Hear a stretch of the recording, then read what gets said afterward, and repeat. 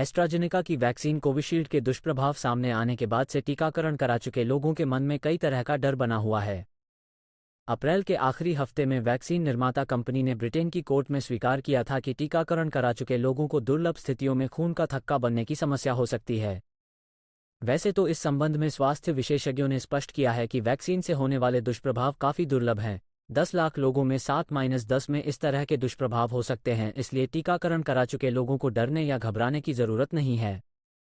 स्वास्थ्य विशेषज्ञों ने स्पष्ट किया है कि टीकाकरण और दवाओं से होने वाले दुष्प्रभाव आमतौर पर कुछ घंटों से लेकर कुछ दिनों में ही दिखने लगते हैं।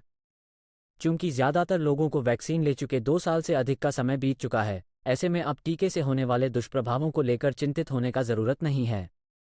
इन खबरों के बीच हालिया मीडिया रिपोर्ट से पता चलता है कि वैक्सीन के दुष्प्रभावों के डर से बचने के लिए लोगों ने खून को पतला करने वाली दवाएं लेनी शुरू कर दी हैं।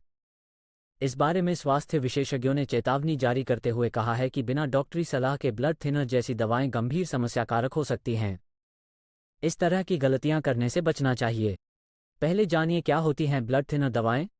ब्लड थिनर या खून को पतला करने वाली दवाएं आमतौर पर उन लोगों को दी जाती हैं जिनका रक्त काफ़ी गाढ़ा होता है और थक्के बनने के कारण हार्ट अटैक या स्ट्रोक जैसी जानलेवा समस्याओं का डर होता है।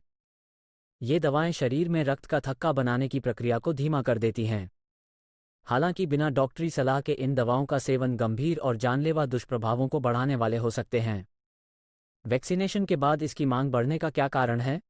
वैक्सीन निर्माता कंपनी एस्ट्राजेनेका ने माना था कि टीकाकरण करा चुके कुछ लोगों को दुर्लभ स्थितियों में thrombosis with thrombocytopenia syndrome (TTS) होने का जोखिम हो सकता है।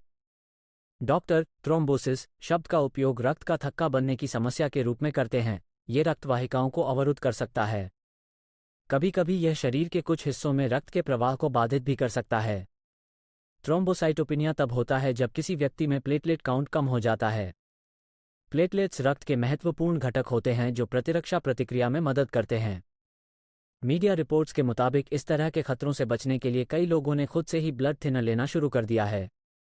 ब्लड थिनर हो सकते हैं नुकसानदायक। अमर उजाला से बातचीत में नोएडा स्थित हृदय रोग विशेषज्ञ डॉक्टर अभिनव पांडेय बताते हैं, अगर आप खुद से या बिना डॉक्टरी सलाह के रक्त को पतला करने वाली दवाएं ले रहे हैं तो इसके कई गंभीर दुष्प्रभाव हो सकते हैं।